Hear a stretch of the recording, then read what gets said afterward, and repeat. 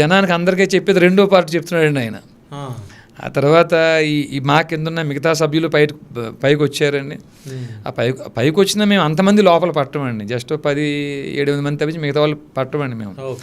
ఈ 2 మహిళలు ఇంకా లోపల ఉన్నారు, వారు మిగతా వాళ్ళు మళ్ళీ కనపడరు. వారిని వెంటనే నేను మీరు బట్టలు వేసుకోండమ్మా అని చెప్పి వారిని బట్టలు వేసుకోమని చెప్పిందే నేనండి. తల్లి మీరు బట్టలు వేసుకోండమ్మా అని చెప్పిందే నేను.